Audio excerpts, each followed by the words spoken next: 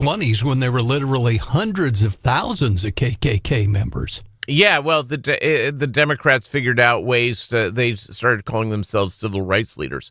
And so what has happened is that if you believe and the indictment turns out to be true and they're convicted, the Southern Poverty Law Center was actually underwriting the KKK. Yeah.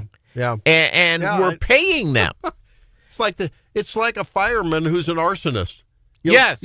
On the one hand, you go in after the shift's over and you take off your fireman's suit and you light fire to the building, and then you put the fire, then you're called back in and, I'm going to save the day. I mean, and, suddenly you get a lot of play. You're at the top of the fold in the local newspaper. Sorry, we're on to you. We know what you guys are doing in the Southern Poverty Law Center now. Yeah, and again, it's, and do I think that there's a place to understand what's going on with different groups and that type of thing, perfectly fine. But when the Southern Poverty Law Center is underwriting hate groups, that's going through. So you have a lot of these people who've given millions of dollars to the Southern Poverty Law Center because they're concerned about ethnic hatred. Yeah. Okay. Well, one of our listeners says, you guys always talk about the left-wing media, but what about Fox that was sued for $800 million loss for spreading lies? Yeah, look, it happens on both sides, but Fox has truly liberal people representing the liberal side. Correct. The CNNs of the world, until Scott Jennings. They got one. They got one. Yeah, but they tended to have Casper Milquetoast kind of so-called conservatives that are not only conservative in name only. And no, look, we call them as we see them, but facts are facts, and you can't misrepresent where most of the political violence, the high-profile, crazy mass shootings, the high-profile shootings, and then people say, well, what about the shooting in Minnesota with the state senator and this and that? That was from a guy who was in Tim Walz's administration. Yes. You think he was a righty? Yes. Think he went to the Boone County America 250 ice cream social? By the way, that was a great event if you were there last night. By the way, it was fantastic. It was Thanks for all the people coming out. Great. And of course, we're going to be next week That's right. hanging out with Eric Erickson at the KWTO studios. Who joins us at 8:35 later on. We'll have a lot of fun talking with him. So many things going on between the King's visit, just a lot of, I think it was heartwarming to see some good old-fashioned civility, and of course that British By the way, accent, the Brits, and I'm going to throw this up on the Wake Up site. Donald Trump, the White House never loses these things. They put out a tweet with a picture of Donald Trump and King Charles, and the caption is "Two Kings." Oh, yeah, I saw that. Which is absolutely one of the funniest things ever. And anyone who doesn't look at Donald Trump and sit there and say, wow, that guy is great. That guy's hilarious. They have no sense of humor whatsoever. None. The president came up with some funnies, and we'll be doing that. He joked, the president talked about how, well, maybe it is better to be a king than a president. He was having a lot of fun. All right, we'll come back and talk about something that may be considered, maybe you were taught that you should do and you shouldn't, that may be self-harmful. It's a behavior. We'll talk about that when we come back on Make Missouri Healthy Again. It's Wake Up Missouri.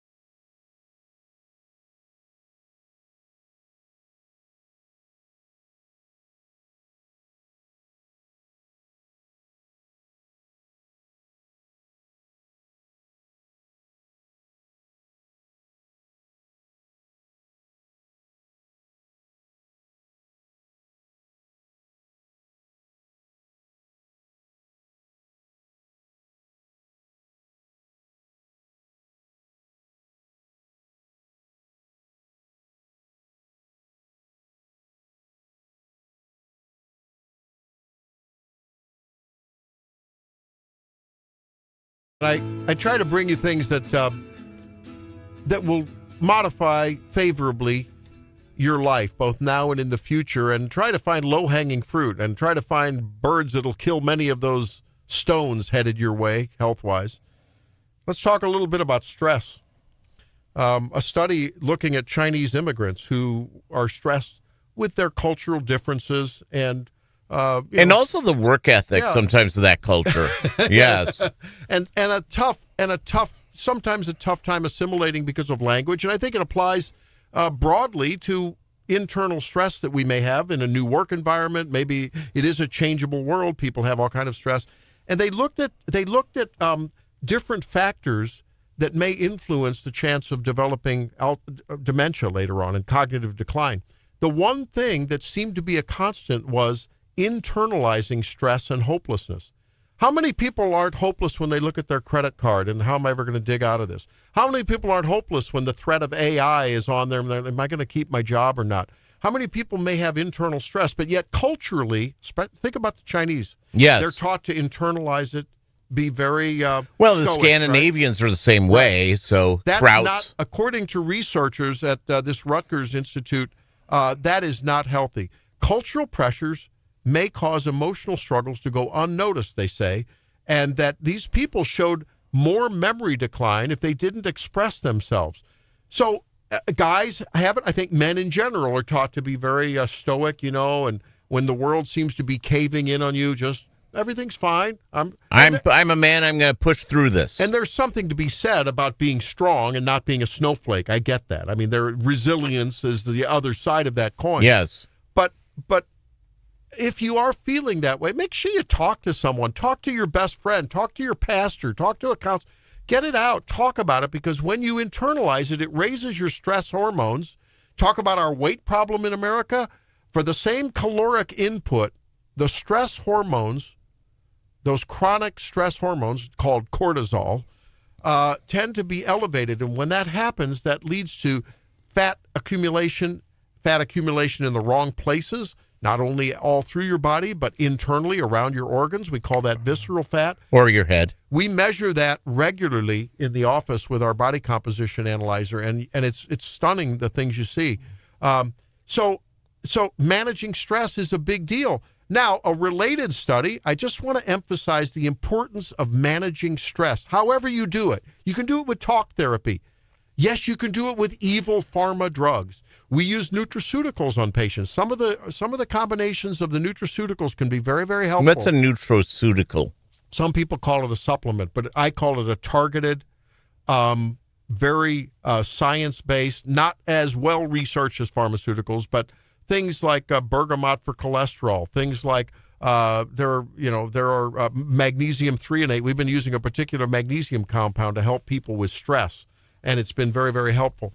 So it's instead of a pharmaceutical, nutraceutical, it's using herbals and vitamins and minerals. Sort and of stuff the in health that way. food store kind of stuff. Yeah. The problem So is, Pop-Tart doesn't count. the problem is, talk to your doctor about that, because we insist on pharmaceutical grade nutraceuticals, because there is at least 20% of the nutraceuticals, the supplements, that don't have in the bottle what's represented on the label, or they have toxins or others. So you got to be very careful. Well, and how many of the vitamins that you can purchase are artificially produced compounds instead of coming from natural sources? So you have to be very careful, and you want to use standardized extracts where you can. It's very, very important. But okay, here's a story just a day old coming out of the business news.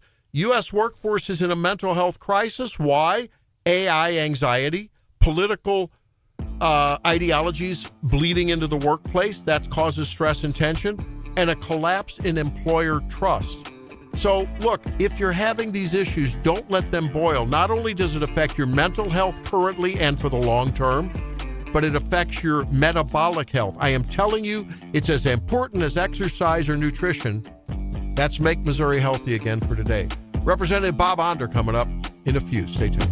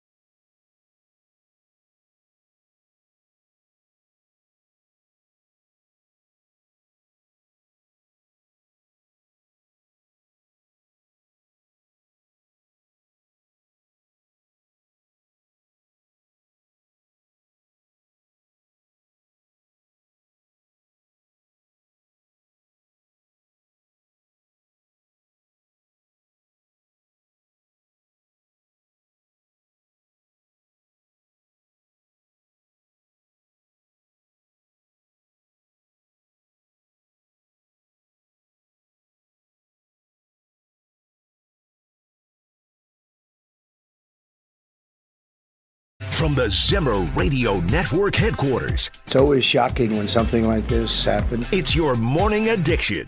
The people that do the most, the people that make the biggest impact, they're the ones that they go after. Wake Up Missouri with Stephanie Bell, the Zimmer News Team. Every single senator, every Democrat, and every Republican supports the bipartisan DHS funding bill. And now introducing your host, Randy Tobler. This is a great honor, and we welcome Their Majesties King Charles III and Queen Camilla of the United Kingdom to the White House. Very special place, very, very special. And I also want to, before we really begin, I want to congratulate Charles on having made a fantastic speech today at Congress. He got the Democrats to stand. I've never been able to do that. I couldn't believe it. Well, Donald Trump at the big state dinner last night doing a little stand-up, delivering deadpan one-liners that did get some, got the Democrats to stand. Well, let's talk with Congressman Bob Onder now. Of course, Bob, a lot of pomp and circumstance, a lot of majesty. It was sort of, it felt good to watch it. How did it feel to watch it from your perspective? Yeah, that was great. No, the president never has gotten the Democrats to stand. But no, it was, I think Charles III really struck the perfect tone. He was, of course, not just there for a historic, nostalgic visit commemorating the visit of his mother, King Elizabeth II, to America and to address Congress, but he also was on a diplomatic mission. He wanted to encourage the special alliance that the United States has had for a long time with the UK. I think he spoke well. He made some lighthearted jokes. But I think his visit comes at a time when, Americans, President Trump including, I would say President Trump especially, are wondering about the NATO alliance, whether NATO always does and pays their fair share, and specifically with UK Prime Minister Keir Starmer, who really has repeatedly refused to help open the Strait of Hormuz in the Iranian conflict. So, but I think the king did a great job, and I enjoyed the speech. Yeah. It's impressive. It's Bob Onder on Wake Up Missouri. What was very impressive watching the Democrats who have been a part of the No Kings protests cheering for an actual king. They were on their feet, standing, and I thought that was impressive. Apparently, they love kings when it's when it's an actual monarch. You're right about that, and not only that. Sometimes you watch the body language. They jumped up way faster and way more enthusiastically than we did. The state. It was If you go back and watch the video, they were up in a second. If you watch, the State of the Union, of course, usually the standing and the applause is initiated by the president's own party, and that's what you'd of course expect. Whereas you get polite applause from the other side. We don't even get that with the Democrats, with Donald Trump. But no, they were. Yeah, I thought that I was saying that to some of my colleagues on the floor. Well, for a no kings party, the enthusiasm for an actual monarch is really astounding. And then he made some some mumbo jumbo about polar ice caps melting. That's been a cause of Charles III's for a long time. But anyway, that was the Democrats ate that up, of course. Congressman Bob Onder, who's expanded 3rd District and, is going to involve more of Boone County than ever come November, joins us here on Wake Up Missouri. Congressman, the Secret Service were ready to take a bullet for the president just a couple nights ago, and now we learned from Washington the emergency funding to get them a paycheck is just about to run out. What's new or not new with the shutdown? Yeah, we're on about day 75 of the DHS shutdown. And I think we will be considering. It's gotten so darn complicated. Come on, Democrats. We had a deal to pass all the budget bills and fund all of government, but Democrats once again had to reinforce their fealty to illegal aliens over American citizens. We in the U.S. House have voted, I believe it's now 5 times, to fully fund the Department of Homeland Security. But the Senate, doing what the Senate does, they passed a budget bill that funded all of Homeland Security except for ICE and Customs and Border Patrol. Well, we're not going to do that. We're not going to pass that bill in the House because that's effectively defunding ICE. So then the Senate separately passed a reconciliation bill, which they could pass without any Democrat votes, that would fund CBP and ICE. So those two bills together, and my apologies to your listeners if this is all confusing, because it even confuses me.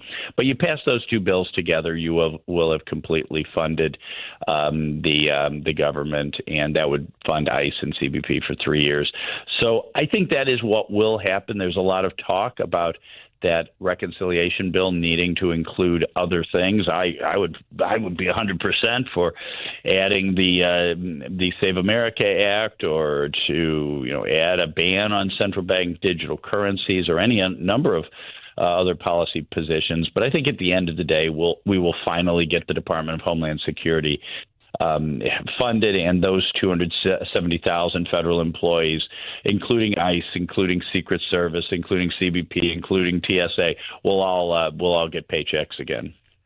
Bob, the week before the attempted assassination, Hakeem Jeffries talked about waging maximum warfare, and Jimmy Kimmel made a joke about the expectant widow, referring to Melania. Yeah. The minority leader, Hakeem Jeffries, who you regularly see pass them in the hall, probably, maybe have a conversation, said this in the wake of that shooting. That any of us are concerned with so-called criticism from these phony Republicans as it relates to anything that has been said, certainly as it relates to the comment related to maximum warfare everywhere, all the time, in connection with the redistricting battle that Republicans launched. I stand by it. You can continue to criticize me for it. I don't give a damn about your criticism. Bob, can you just react to that? I think a lot of us are looking at this in the wake of what happened and scratching our heads and say, this is the minority leader of the Democrat Party. It's not the Democrat Party my mom and dad knew. Yeah, it certainly wasn't. The rhetoric from Democrats calling Trump Hitler, calling Republicans Nazis, calling Republicans fascists, accusing Republicans of murdering people. The rhetoric on the left is just out of control, and it's more than just rhetoric. And I think no one put it better than Charlie Kirk just 5 months before his assassination.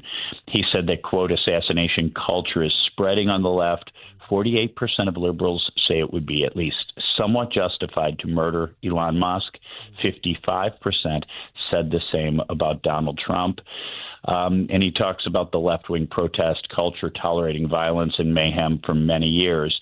Charlie Kirk then fell victim to that assassination culture that he spoke of, and another, deranged, highly intelligent, every advantage in the whole world, a graduate of Caltech. I mean, Caltech's up there with MIT as being one of the best technical science universities in the world, and yet this left-wing, poisonous, just destructive left-wing ideology poisoned his mind to lead him to want to kill our president and kill multiple cabinet members. This has got to end, but I'm afraid it won't, because leftist ideologies from the very beginning, from Marx, from Lenin, Stalin, Pol Pot, Castro, Che Guevara, some of these people are heroes of the left, and it's always about not just opposing your political enemies, but if necessary, killing your political enemies in your relentless lust for power. I don't know where we go from this. I would like to think we could turn this around. I would like to think that saner minds of the Democrat Party would rise up, but I'm not seeing it so far. I guess there was one representative that posted something to the effect of, just stop trying to kill the president. So maybe there is some hope. Yeah. That's Congressman Bob Onder joining us on Wake Up Missouri this morning. Congressman, the War Secretary and Chairman of the Joint Chiefs go before the House Armed Services Committee today. What do you think on the proposed $1.5 trillion defense budget and what their reception will be like? Yeah, John, $1.5 trillion is a lot of money. And, I suspect he'll have some tough questions and meet a lot of skepticism about that. I am actually, we don't talk about this a lot on the show, but my father, who died almost exactly a year ago, he was a career government auditor, and specifically, he was a career government auditor for the Defense Contract Audit Agency. He audited defense contracts. And if you wanted to hear a guy talk about waste, fraud, and abuse, you should have sat at the Onder kitchen table all those years I was growing up. So, 1.5 trillion is a lot. We were at 800 billion, not a trivial amount of money just a couple short years ago, and at a time with a $39 trillion debt and interest on the debt exceeding the defense budget, Medicare and Social Security. We need to be really careful about our expenditures in every area of government. And specifically over in Iran, we've had incredible military success on the one hand, but in many cases we are using $10 million missiles to shoot down $30,000 drones. So I think getting smarter and more cost-effective about our technology, our military technology, is probably the way to go forward. But I think there are a lot of hard questions need to be answered. Certainly, we need to replenish our stockpiles of missiles and other armaments because we're still on the low side even after some of our other conflicts, whether it be Venezuela or the Middle East, so and Ukraine, of course. So it's we really have to look at that really carefully. Well, it's a busy time for Congressman Bob Onder. Thanks for giving us some of that time, Bob. And in light of the things we've talked about and the activity we've seen against elected officials, stay safe and thank you. Situationally aware. Thanks. We look forward to the next conversation. Thank you so much. All right. Take care, Bob. All right. It's really true. Death threats everywhere. When we come back, more on Wake Up Missouri. Stay tuned. It's Wake Up Missouri.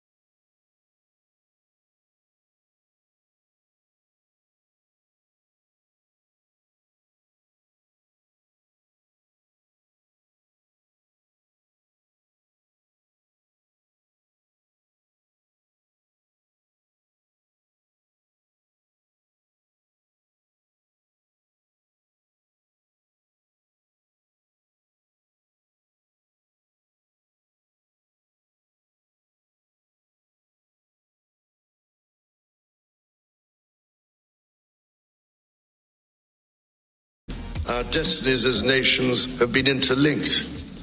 As Oscar Wilde said, we have really everything in common with America nowadays, except, of course, language.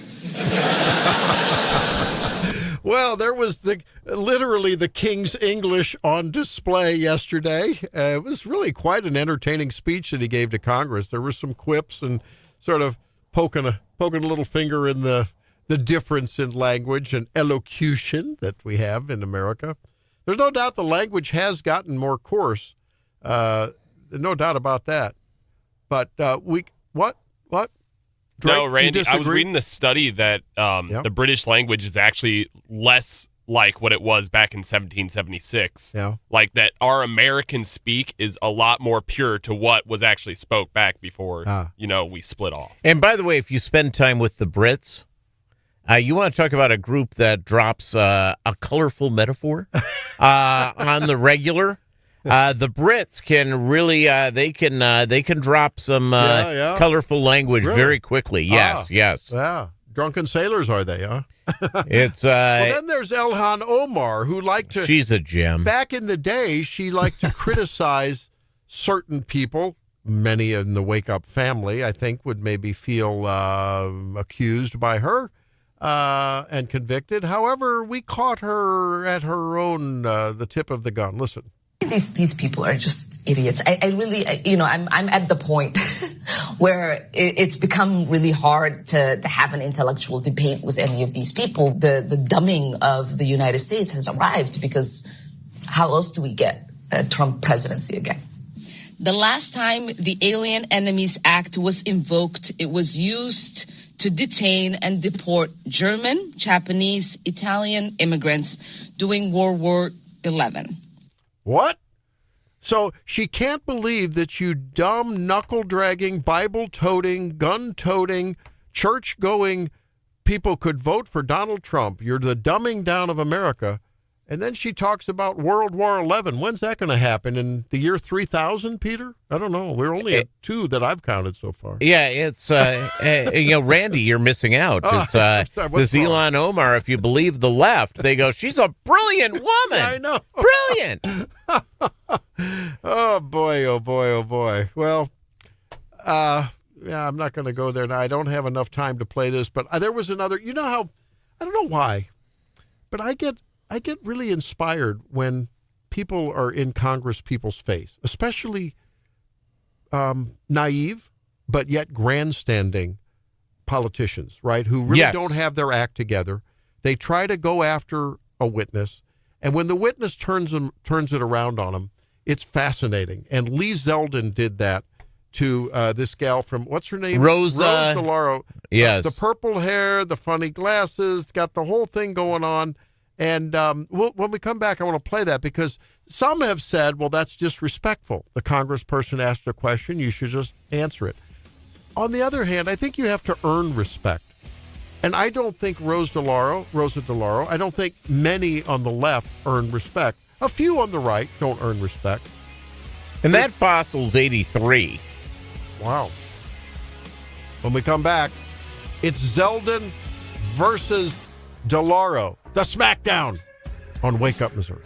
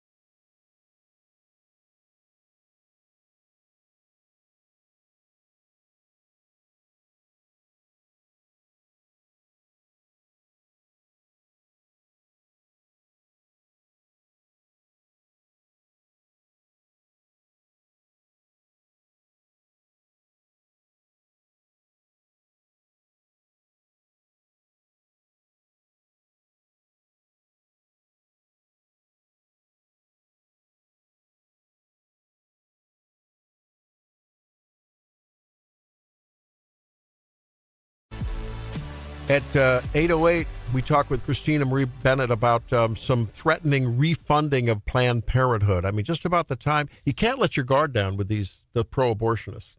You know, the Republicans have successfully withdrawn some of the funding from Planned Parenthood, most of it, Medicaid funding and so forth. But apparently, if they don't make some moves here within a couple of months, something's going to happen to allow them to get refunded. She's got an interesting story. She's with Lila Rose's Live Action. So we talk with her. And then at 8:35, we talk with Eric Erickson, who will be at the Politics and Pints event, Peter, next Wednesday evening in Springfield at the KWTO studios. It's going to be an absolute great time.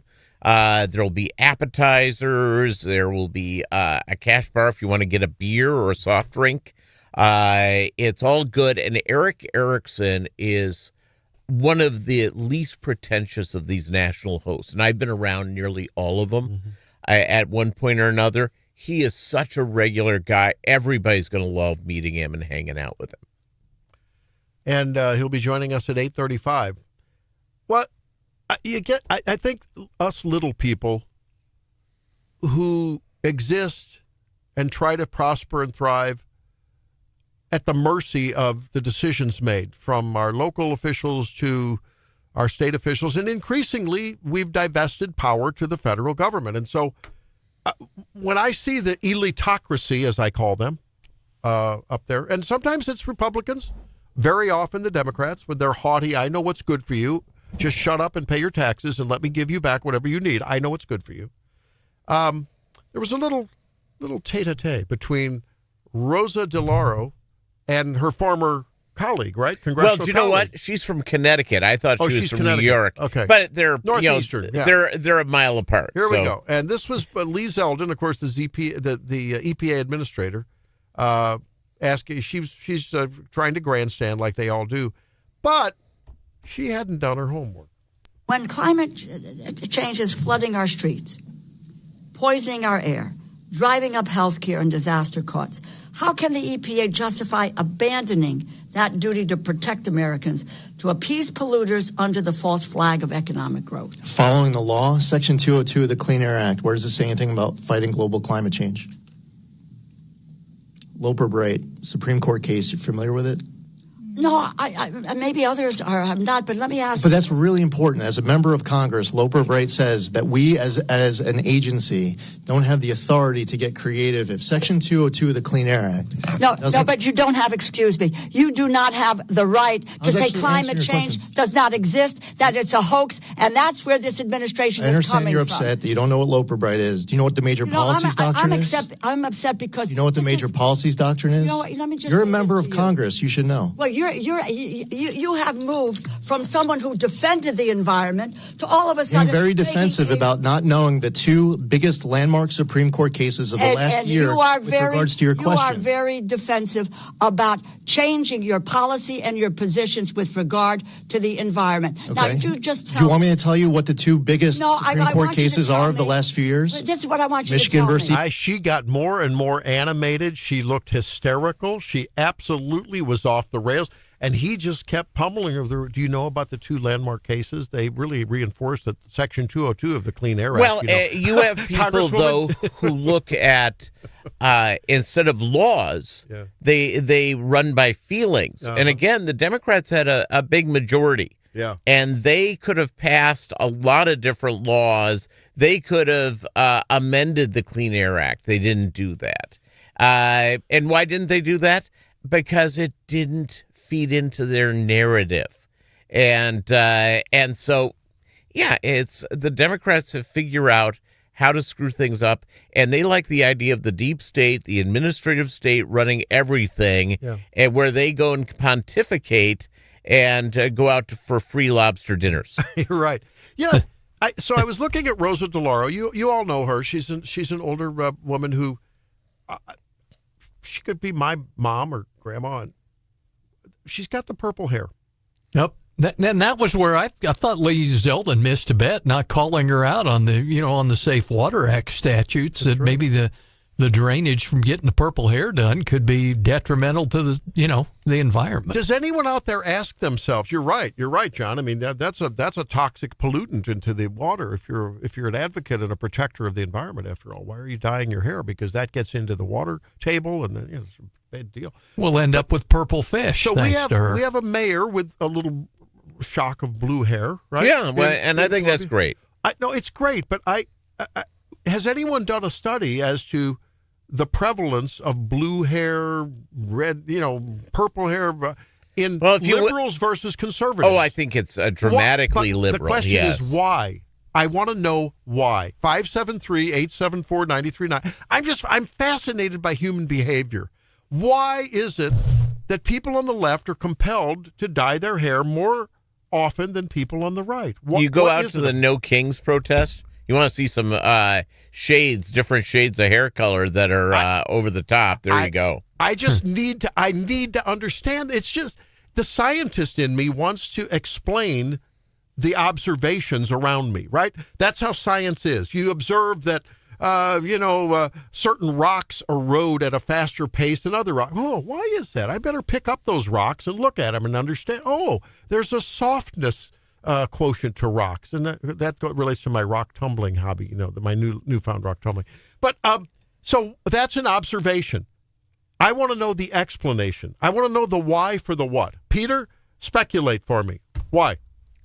I think more facial piercings too, right? I think, isn't that generally true? Yes. Okay. And probably, for many of these folks, they're a little more well-fed.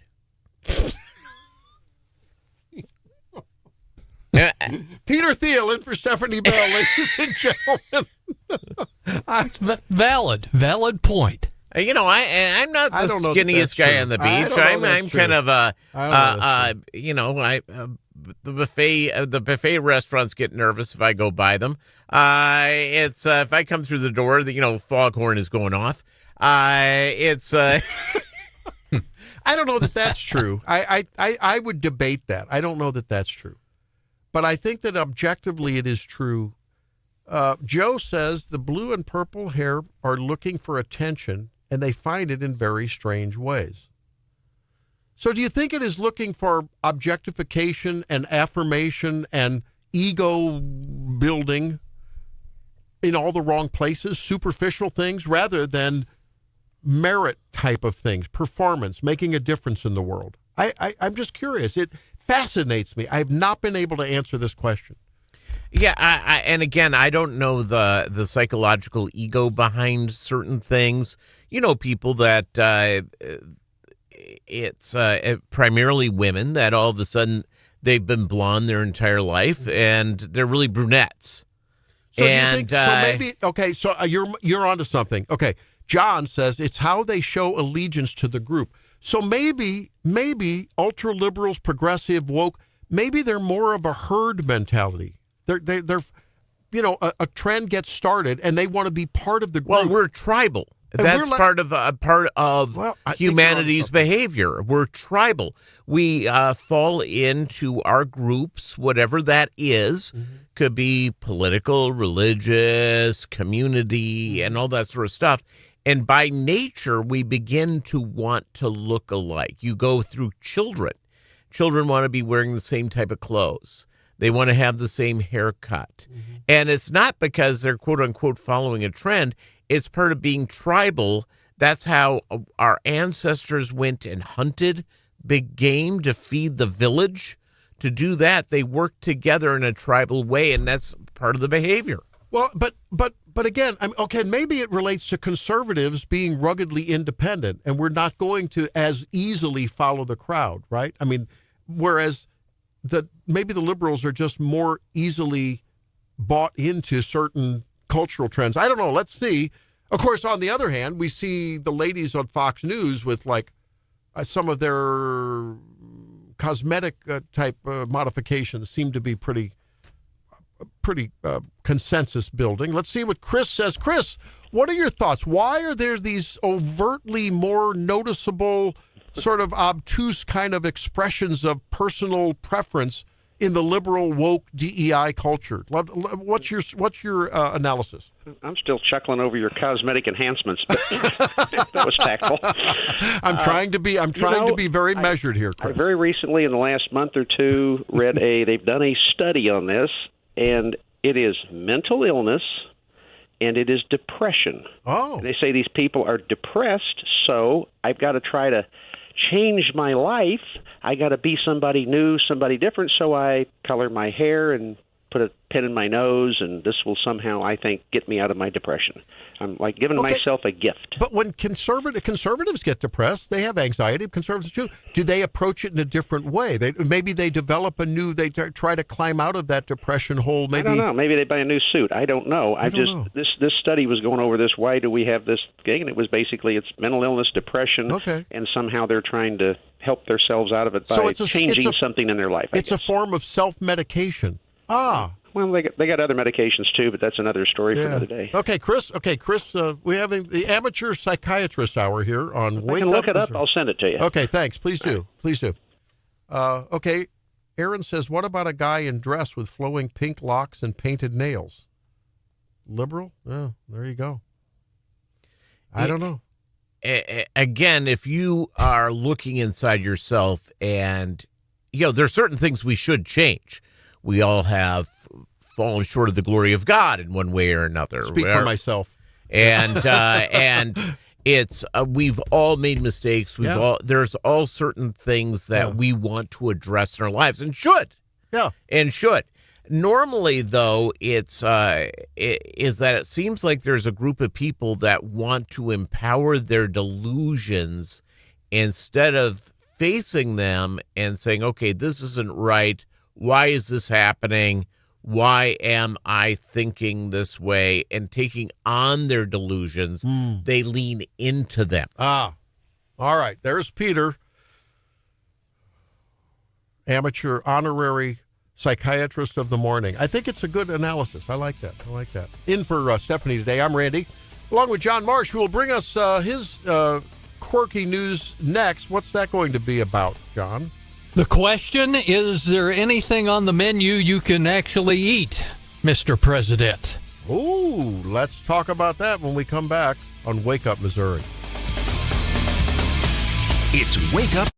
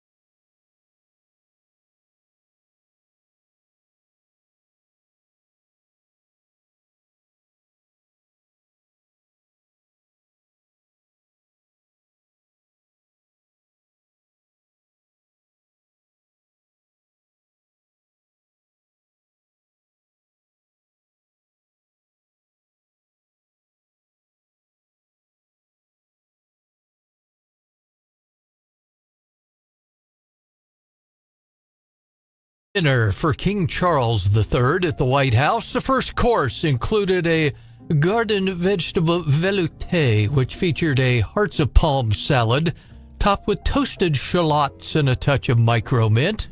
Next, the guests dined on handcrafted spring herb ravioli featuring herbs grown in the White House garden. The third course, a Dover sole meunière bathed in a nutty brown butter, along with snow ramps, snow peas, and a potato pave. The entree finished with a parsley oil. And dessert was a nod to the world's famous buzzing pollinators, a beehive-shaped chocolate gâteau with vanilla bean crème custard. And the beehive featured creme fraiche ice cream and White House honey. And we take you back to it. If there's fish on the menu and the president's involved, it's going to be a double fillet of fish from Mickey D's, I think. I bet he's sent out before they brought everything around.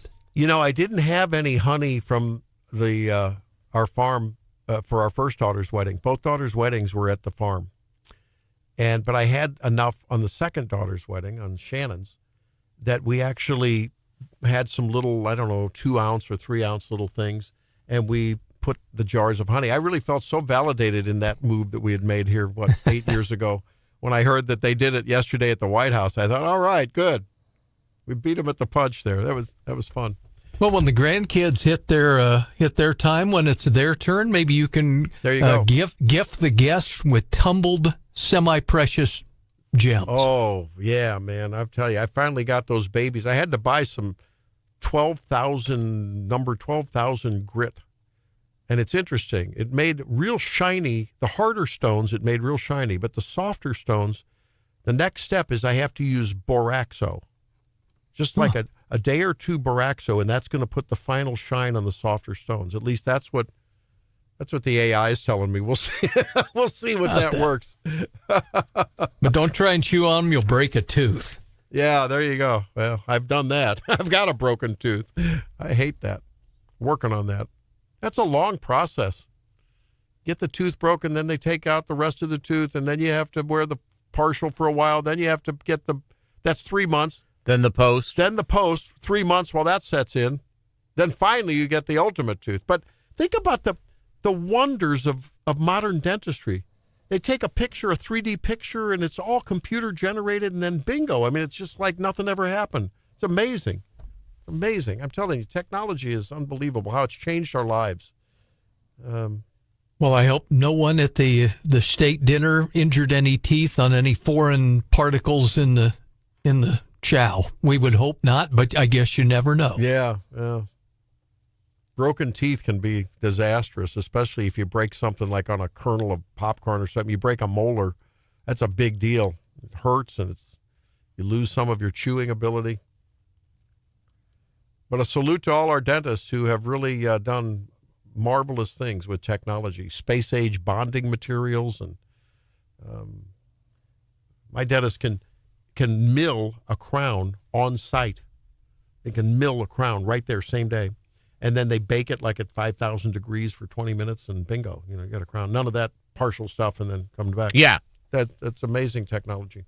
And I know a lot of the dentists in the area have that as well, too. Well, I don't know. Fancy food. Are you a Wagyu beef guy? Yeah. It's amazing. But, there's fake Wagyu beef. What? There is... imitation Wagyu? Yeah, it's... if you've seen it, correct? Before it's cooked up, you see the little fat pockets. It's marbled like crazy. Yeah, all over it. It's good stuff. And all of a sudden you go in, and I was at the grocery store where they were saying, oh, here's some Wagyu beef. And I'm looking at him going, no, that's not. Mm-hmm. It's, so you have to be kind of careful. It's almost overused. It's like the real stuff is really good. It's sort of like the crab, imitation crab meat that's really pollock that they put in long finger-like things. When we come back, Planned Parenthood wants to get refunded. The GOP better do something or they will.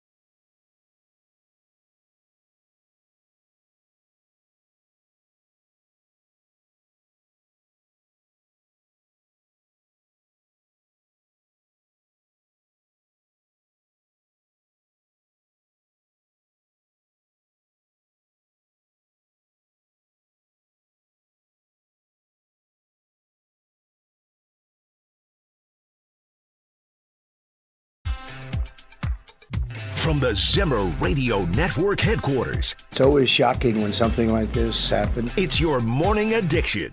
The people that do the most, the people that make the biggest impact, they're the ones that they go after. Wake Up Missouri with Stephanie Bell, the Zimmer News Team.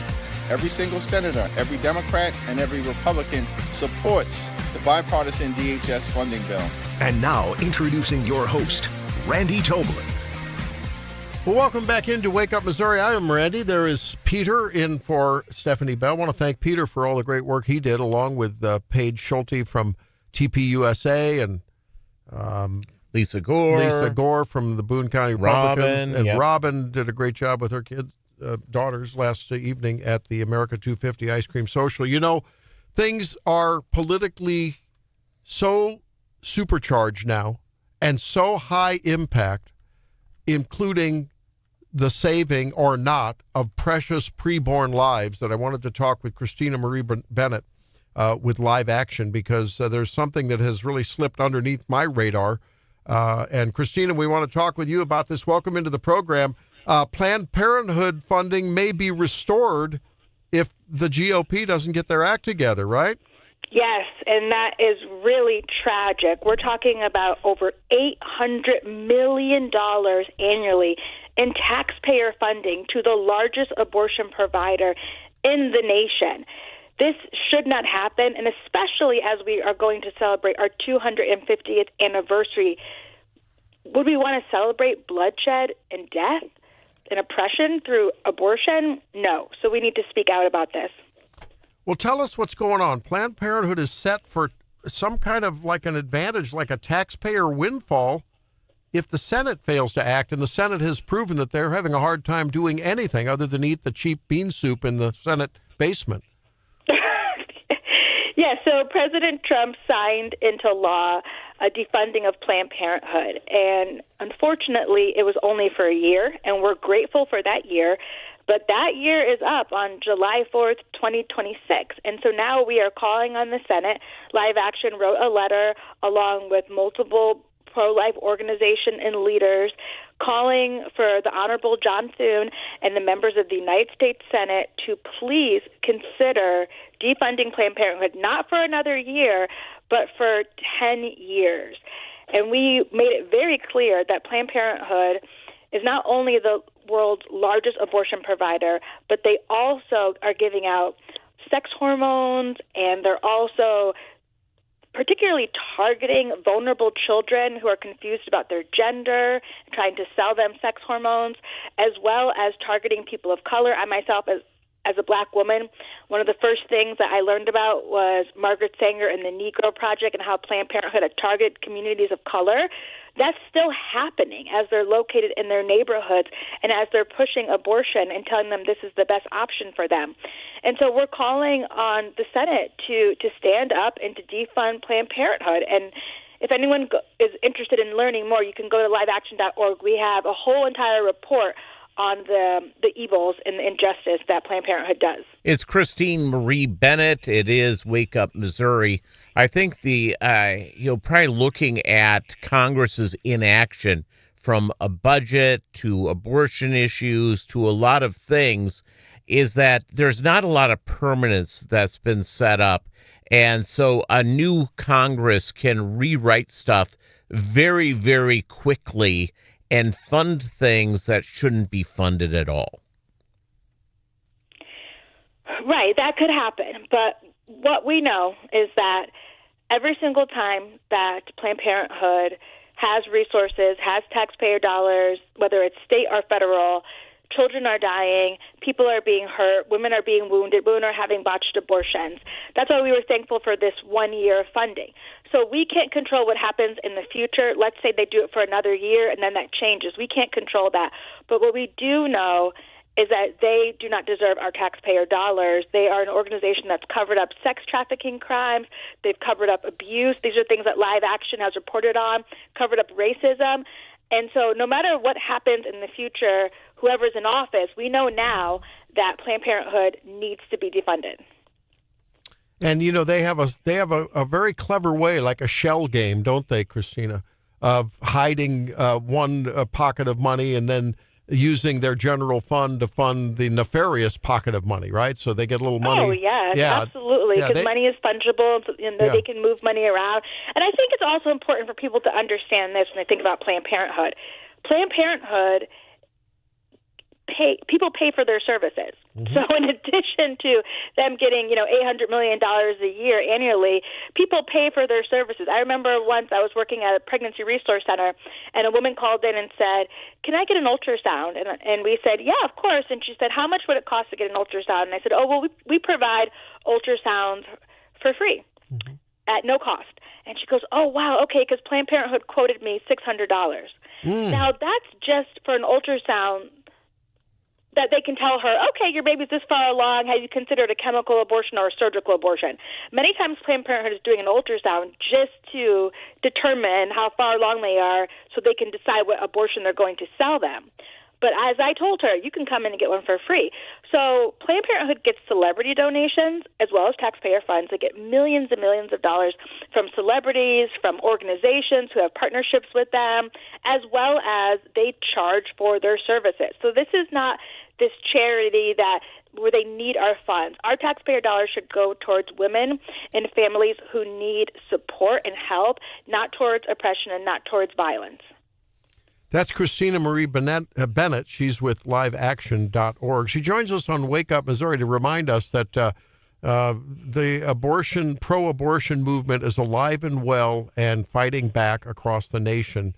And that includes in the halls of Congress when it comes to maybe not solidifying the restriction on funding. She joins us on Wake Up Missouri this morning. We saw Missourians vote by the narrowest of margins to legalize abortion in the state. If you think the ballot question was back on the ballot today, what do you think would happen? Well, I like to hope. So I would hope that people would choose life. But I think a lot of times the reason that people side with the abortion industry is because of misinformation. So they are told lies, like if you don't vote for abortion access, then women are not going to be able to get help if they have a miscarriage, which is a lie. Or if a woman has an ectopic pregnancy, she won't be able to get help for it. That's also a lie. That's not considered an abortion. And so we have these multi-million-dollar misinformation campaigns going out. And so when people are going to the ballot box, they're often scared and they're thinking, okay, I need to side with, the abortion industry because I don't want my so-called rights taken away. And that's why I think it's so important that we're having this conversation, because when people know the truth, then they make better decisions. And so when we can combat those lies and let people know that we're standing for the protection of preborn children, we're standing for the protection of women and families, and this is a good thing. This is a just and right thing. When we can get that information out and tell stories, then I think that helps voters feel more confident. You're so right, and your story is a very compelling one. For those who are just, they didn't hear you before on the program, please recount how you almost lost your life as a preborn child. Absolutely. So my mother, she got pregnant with me, and my father pressured her and coerced her into having an abortion. She actually went to a church and told the mentor that she had at church that she was pregnant, and the woman rejected her and said, your sin is too great, basically. She said, don't come back here. My mom went by herself to Mount Sinai Hospital in Hartford, Connecticut, and she met with a so-called counselor who just told her, well, this seems like the best decision for you to make, put a hospital gown on her, took her money, told her to go in the waiting room and wait for the doctor to call her name. And as she was walking from the counselor's office to the waiting room, an elderly black janitor saw her, talked to her, said, do you want to have this baby? My mom said yes. She said, God will give you the strength. My mom felt like that was an angel or some kind of miraculous encounter because her eyes were like pools of water. But then when she went into the waiting room to collect her stuff, the doctor called her, the abortionist called her into his office, and there was blood on the floor from the last baby that he had killed. And when she said, I've changed my mind, I want to keep my child, he said no. The first thing he said to her was, you've already paid for this. He went on to say, you're just nervous, you can get through this. Then he got angry and said, don't leave this room. And she ran out, and she actually never told me until my 20s. So I went, a good amount of years not ever knowing this story. I found out when I was in college, and it changed my entire life, and I ended up joining the pro-life movement. I never looked back. But I think it's so interesting that the first thing the abortionist said is, "You've already paid for this." That goes to show you where his mindset was. He was thinking about money, business. Yeah. What a surprise. Well, Christina Marie Bennett, you are a blessing to us. You're a blessing to those preborn babies that are going to be saved because of your advocacy. And, Thank you. Thank you to you and all the great folks, Lila, and all the great folks at liveaction.org. Thanks, Christina Marie Bennett, for joining us on Wake Up Missouri. Thanks for having me on. God bless. Same to you. It's a compelling story, isn't it? Yeah, absolutely. She thought that janitor was an angel. Yeah, maybe so. Wow. It's funny how we talk about how important it is. Yes, exactly. The presidential election is absolutely important for so many reasons, including in this case with Donald Trump reversing so many executive orders of Joe Biden and initiating some of his own. They have to be codified. These things need to be codified legislatively, Peter, and that's what the kind of issues we're talking about here. And these bills that only maybe as part of a big omnibus bill, they only get an extension for a year on the restriction of funding. It's got to be made permanent. Yeah, you have to make everything permanent. Yeah. You have to go through these. No one should think that the next president who's a Democrat won't reverse every good thing on an executive order that President Trump has done. It's a seesaw thing that's not. You have to codify these things. You have to go through and pass it and get it done. It's drill baby drill now on the oil front, but it could be windmill baby windmill in a few short years, right? If things turn out differently. So you've got to get these things as solidified in the statute books as you can. And I really think Congress has wasted time. I don't understand why they don't have a budget. This is one of the things that they have said they're going to do. It is, I look at it as a wasted opportunity in many ways. Yeah, the clock's ticking on this assembly, the Congress right now. They only have till next January, and they'll be lame duck for sure after November if they lose. But you never know. Some of the polling is showing some interesting trends. When we come back, we'll check on the markets and see how things are going. I know the consumer confidence numbers were out. We'll talk about that and others on the Morning Bell. Stay tuned for more on Wake Up Mo. It's Wake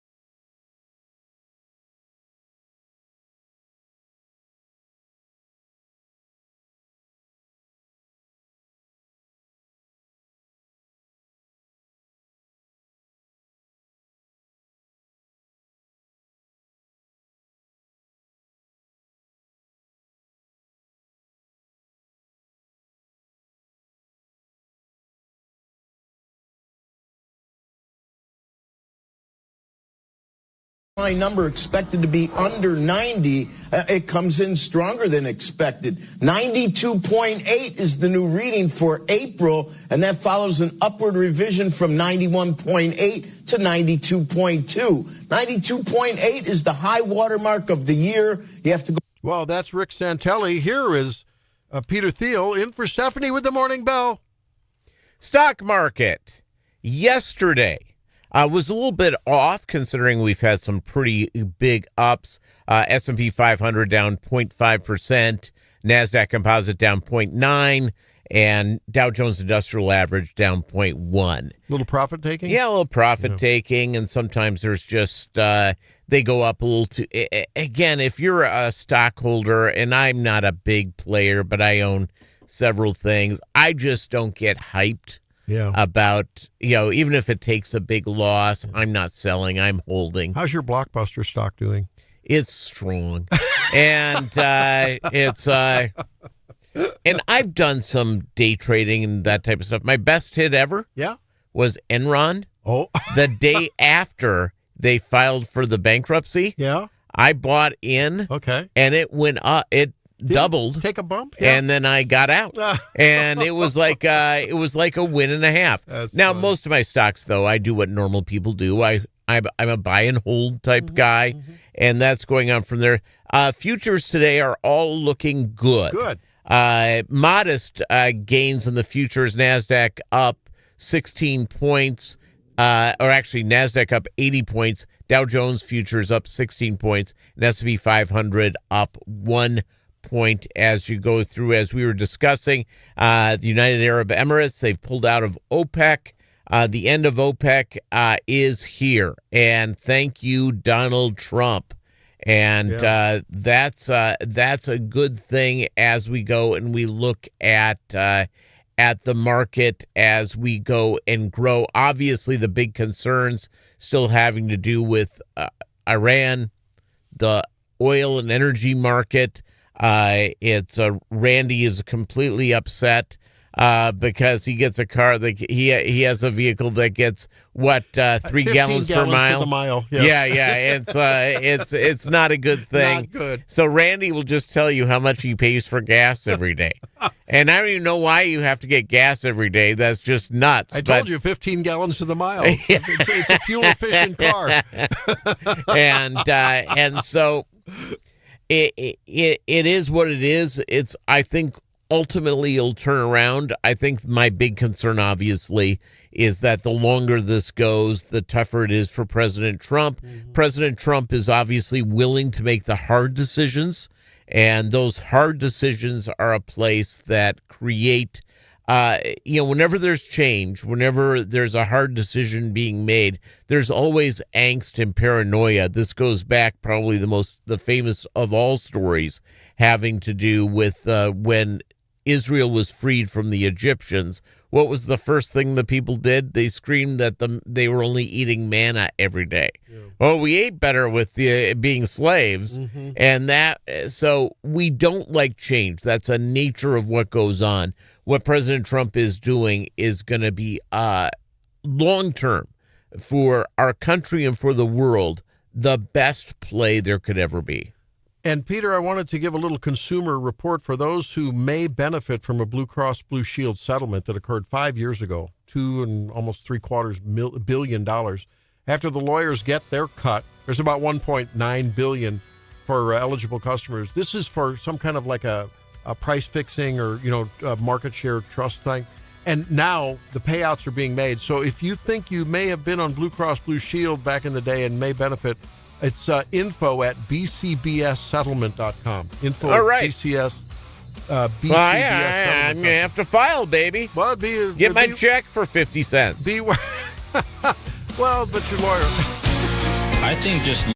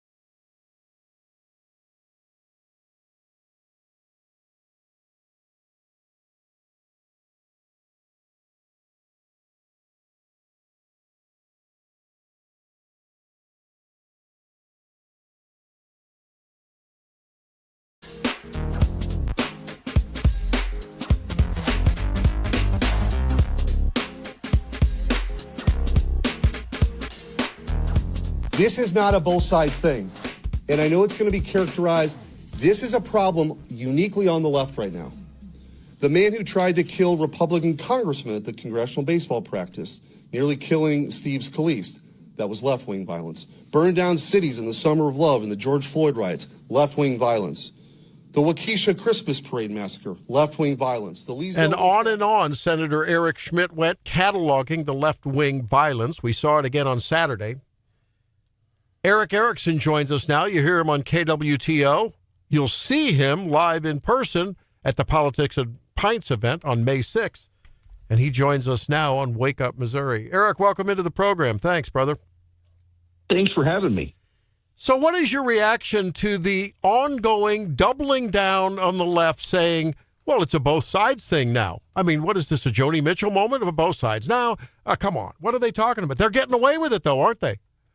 Yeah, well, for now they are, and you know, let's say their argument is right that the hateful, violent rhetoric is on the right. Okay, but the bullets are coming from the left.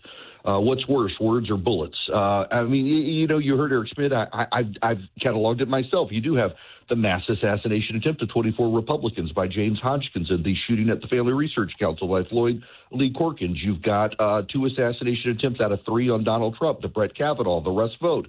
The Charlie Kirk actual assassination, and the list goes on and on and on. It's not both sides who are trying to kill political people in this country right now. It is on the left.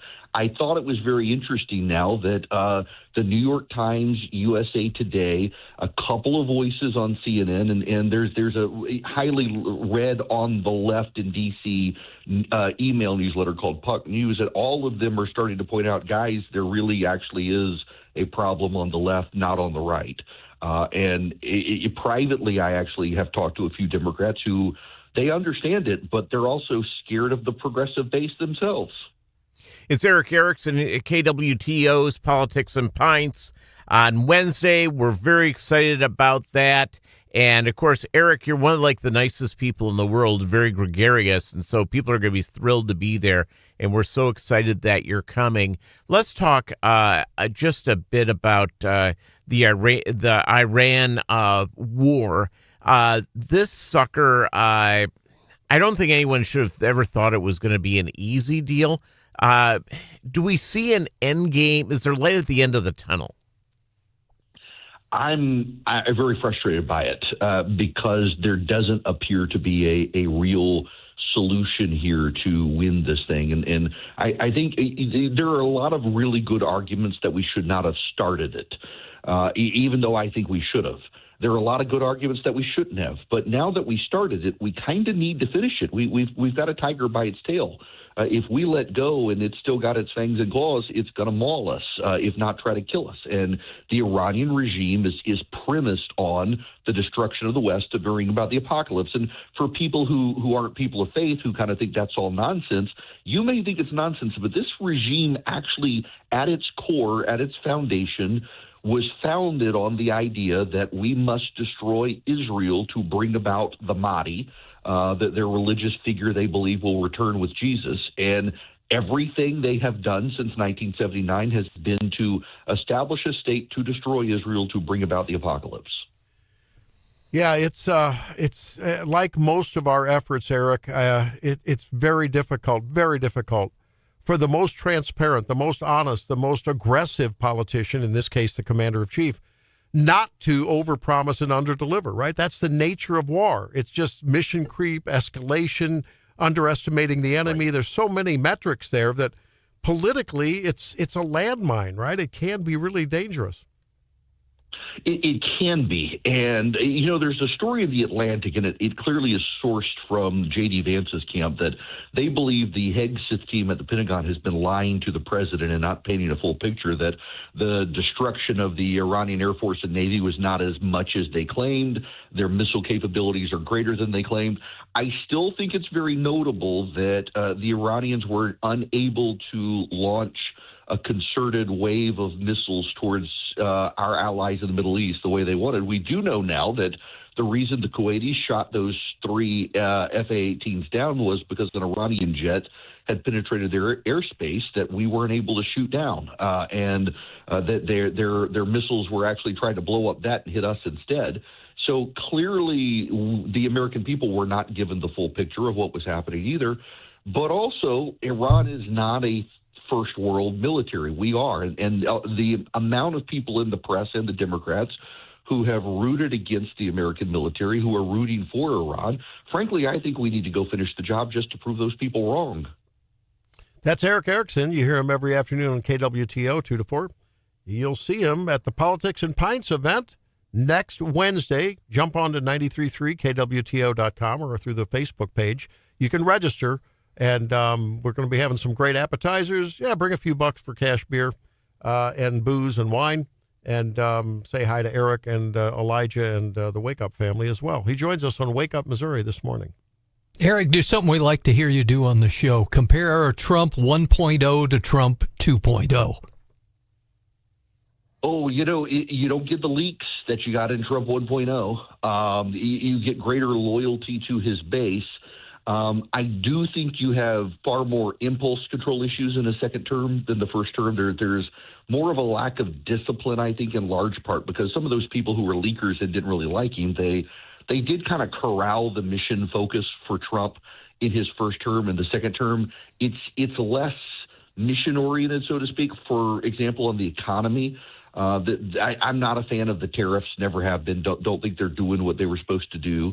But Peter Navarro is whispering to him, and so you're surrounded by these loyalists who are able to accomplish their agenda. The fact that we're not getting the leaks, though, and the sabotage from within from the first administration has given him far more latitude now than then.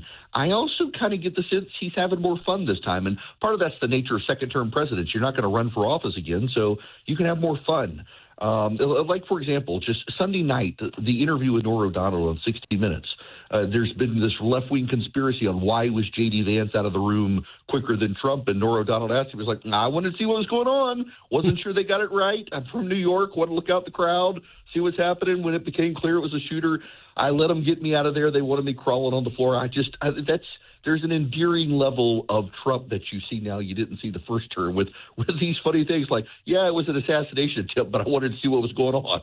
It's Eric Erickson. It is Wake Up Missouri. Eric, of course, will be at the KWTO Politics and Pints event Wednesday night, 5:30. Register now at 93.3 KWTO.com. We just want to numbers count. Anyone's invited and come on out. We look forward to it. Eric, it's the one thing I believe with Trump 2.0 that's a little bit of a difference. His first year and a half as president in 2017 to 2018, he really was just getting his sea legs under him. He really didn't understand what he was going to see. Now he understands everything, which has created a whole different dynamic.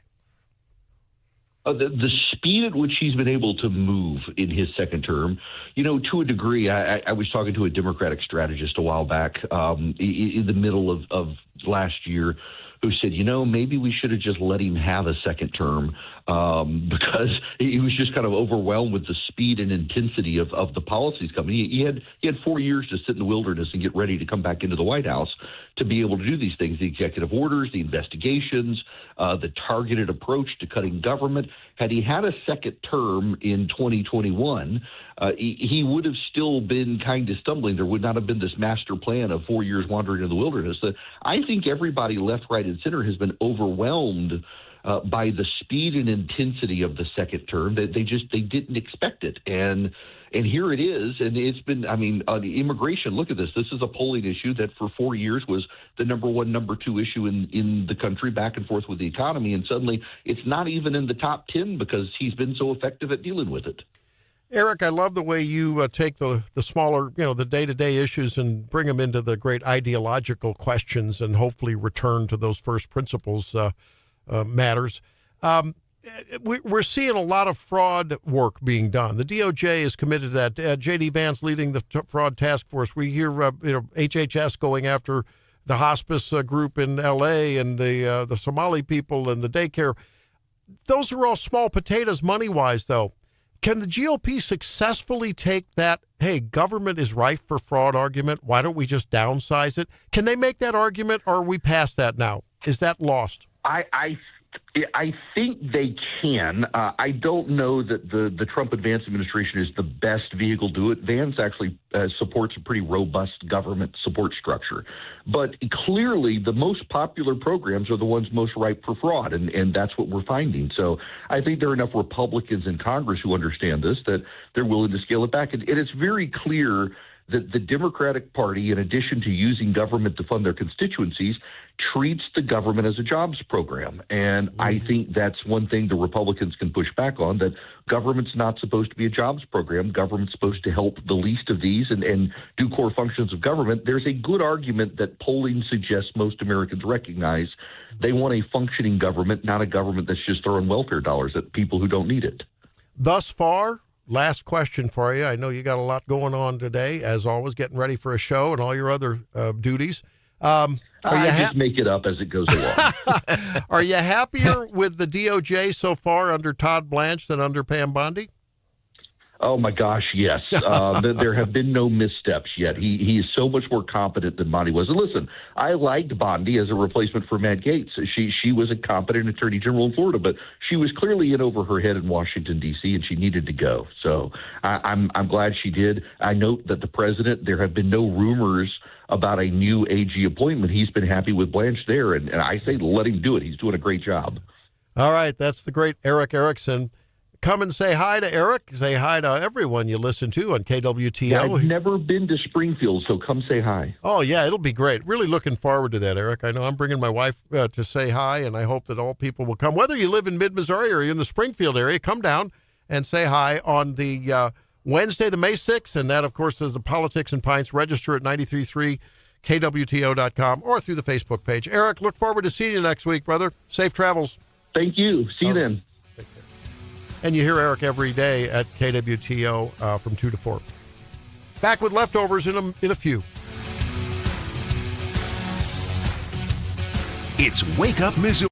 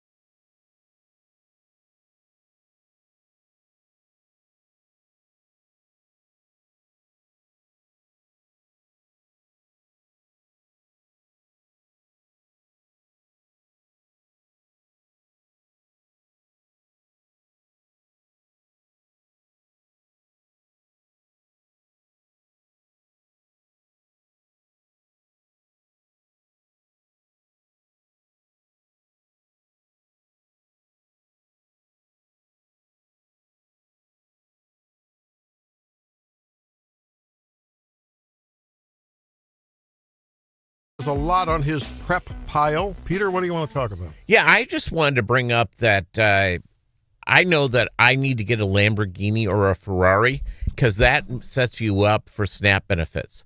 They found a whole list of people that are, when digging into being on food stamps, people having Bentleys, Ferraris, Lambos, Maseratis, Porsches, Alfa Romeos, Land Rovers, and Teslas. Like 14,000 of them. Yes, Brooke yes. Rollins found out, right? Yeah, just from one state. Agriculture And Secretary. That was just one state? Yes. Oh, my gosh. So the idea of fraud that's going on in this, and again, here's the other thing, and we've all seen this. There are people that will fork all their money into their ride. Mm-hmm. They may live in a terrible neighborhood or a little teeny house, and all of a sudden their car payment is more than their mortgage. Yeah. And just because somebody's driving a nice vehicle doesn't mean they're rich. No. And by the way, being car poor is not that good. No. Because it's a diminishing return. Yeah. If you're house poor, well, eventually you will grow into that and you will become house rich. But car poor, that's a whole different ball of wax. Yeah. There isn't a car that isn't a money pit at the end of the day, right? I mean, it's true. Drake, what do you have? All right, this is the funniest thing, and it brings together my favorite thing, sports and, politics. Mm-hmm. So Monday, or whenever the Trump attempted assassination was. Saturday. Yeah, Saturday. My bad. Ben Stiller tweeted, "Got it done." Like right as that happened. Oh, no. And political Twitter went off on him, calling him a scumbag, everything like that.